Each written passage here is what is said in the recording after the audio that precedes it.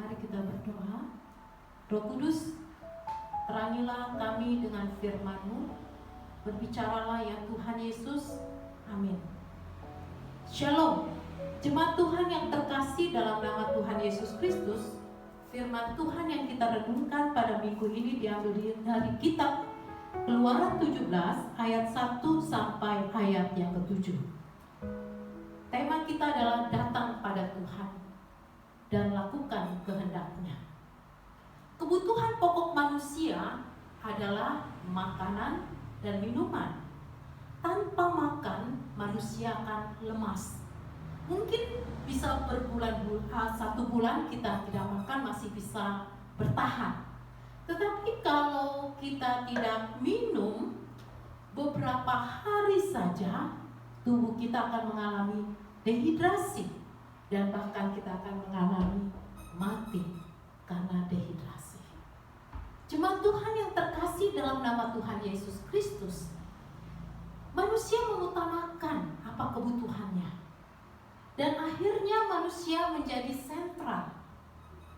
Kepentingan dirinya sendiri untuk memperjuangkan apa yang menjadi kebutuhannya. Bangsa Israel pada kitab Keluaran pasal 17 ayat 1 sampai 7 bahwa mereka tidak menemukan sumber air di tempat perkemahan mereka di Rafidim. Mereka kehausan. Karena faktor kehausan mereka bertengkar. Kata mereka, "Berikanlah air kepada kami supaya kami dapat minum." Manusia berusaha dan mengejar kebutuhannya dan akhirnya menjadi egosentris, mementingkan dirinya sendiri, ingin mendapatkan secara instan, menyesali diri, menyalahkan orang lain.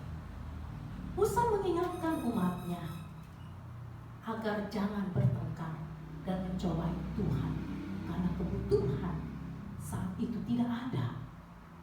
Jemaat Tuhan, bukankah ini seorang bayi? Bayi yang haus, bayi yang lapar, bayi yang ingin nyaman. Dia berteriak dan menangis sekencang-kencangnya agar orang tuanya atau orang di sekitarnya mendengar dan memperhatikan kebutuhan sang bayi itu. Seolah-olah bangsa Israel tidak berdaya seperti bayi. Mereka belum berusaha melakukan segala sesuatu untuk mendapatkan air minum, tetapi mereka sudah berteriak-teriak kepada Musa. Musa adalah pemimpin yang intim dengan Tuhan. Di dalam ayat 4, Musa datang dan berseru-seru dengan Tuhan, dan dia menghadapinya. Dia berinisiatif, dia menceritakannya, dia berteriak, dia menyampaikannya kepada Tuhan yang dipimpin, kepada Tuhan terhadap umatnya yang pada waktu itu dalam keadaan sukar. Musa intim dengan Allah, menjadi sahabat yang baik dengan Allah. Dalam Keluaran pasal 33 ayatnya yang ke-9 sampai 11 mengatakan demikian. Apabila Musa masuk ke dalam kemah itu, turunlah tiang awan dan berhenti di pintu kemah dan berbicara dengan Tuhan. Musa berbicara di sana. Setelah seluruh bangsa itu melihat bahwa tiang awan berhenti di pintu kemah, maka mereka bangun dan sujud menyembah masing-masing di pintu kemahnya. Dan Tuhan berbicara kepada Musa dengan berhadapan muka, seperti seorang berbicara kepada temannya. Kemudian kembalilah ia ke perkemahan, tetapi abdinya Yosua bin Nun, seorang yang masih muda, tidaklah meninggalkan kemah itu. Keakraban Musa dengan Tuhan menjadi sahabat. sahabat yang selalu hadir di setiap waktu, sahabat yang bisa mendengarkan isi hati sahabatnya yang sedang mengalami kesulitan. Dan Tuhan menjadi sahabat bagi Musa. Pada waktu itu umat Israel, bangsa Israel dalam keadaan kehausan, dilutip pada pasir Rafidim. Musa berseru kepada Tuhan. Musa tidak mencari terlebih dahulu orang-orang yang dia bisa minta pertolongan. Tetapi Musa terlebih dahulu meminta kepada Tuhan, sehingga Tuhan memberikan petunjuknya. Tuhan bertindak tepat pada waktunya. Di dalam ayat 5 dan 6, Tuhan membimbing Musa untuk mengikuti petunjuknya, yaitu Musa disuruh berjalan di depan umatnya dan membawa beberapa keluarga Israel.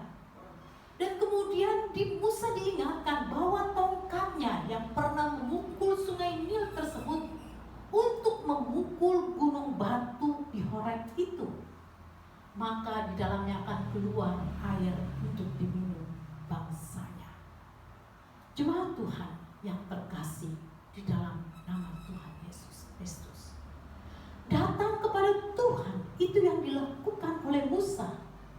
Datang kepada Tuhan sebagai sahabat, dia akan hadir di setiap waktu, dan dia juga menjadi solusi yang tepat.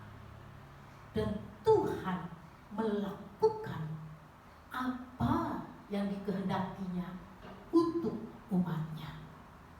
Jemaat Tuhan yang terkasih dalam nama Tuhan Yesus Kristus, sering sekali kita mengandalkan kekuatan diri kita di dalam menghadapi ujian-ujian hidup ini. Sekarang ini ekonomi semakin sulit. Apakah kita sudah datang kepada Tuhan menceritakan apa yang terjadi dalam hidup kita, agar Tuhan memberi petunjuk kepada kita, sehingga Tuhan buka jalan dengan cara Dia, takkan melalui orang lain, atau melalui alam, atau melalui peristiwa-peristiwa yang lain, sehingga Tuhan selalu hadir dan memberkati kita. Jemaat Tuhan, biarlah firman Tuhan ini menguatkan kita. Di dalam Amsal 3 ayat 5, percayalah kepada Tuhan dengan segenap hatimu, dan janganlah bersandar kepada pengertianmu sendiri. Di dalam situasi sekarang ini, pengusaha-pengusaha milioner-milioner mengalami keruntuhan ekonomi. Para pejabat-pejabat pada saat ini kekuasaannya mengalami kesulitan. Rakyat biasa yang menggantungkan harapannya kepada orang-orang besar ternyata mengalami keruntuhan. Ada banyak pegawai-pegawai yang di-PHK karena perusahaan bangkrut. Ada banyak sekali muncul penyakit-penyakit yang lain, bukan karena COVID-19-nya, tetapi banyak orang yang takut tentang menjalani hidup ini. Cemas karena kebutuhannya tidak tercukupi. Khawatir karena kehidupannya terombang-ambing. Dan ada banyak peristiwa-peristiwa yang menggoncangkan dunia dan hidup kita. Percaya kepada Tuhan, lakukan kehendak-Nya. Tuhan akan memberi petunjuk dalam hidup kita, dan Tuhan memberi solusi yang terbaik. Kiranya Tuhan memberkati. Amin. Mari kita bersatu hati di dalam doa. Di dalam masa-masa sulit ini, apapun yang terjadi dalam hidup kami, kami menggantungkan harapan kepada manusia, kepada posisi, kepada materi. Karena itu akan berlalu dalam hidup kami. Sekejap saja jikalau Tuhan berkehendak akan musnah. Ternyata Tuhan menghendaki kami datang kepada Tuhan, minta kehendaknya, dan Tuhan akan memberikan petunjuk yang jelas dalam hidup kami, sehingga kehidupan kami pun mengalami kebahagiaan yang kekal dari Tuhan. Biarlah Roh Tuhan menyertai kami, menguatkan kami, menuntun kami, membimbing kami di dalam hidup ini, sehingga sukacita Tuhan hadir dalam hidup kami selalu, dan sukacita itu pun memberkati sesama kami. Dalam nama Tuhan Yesus kami berdoa.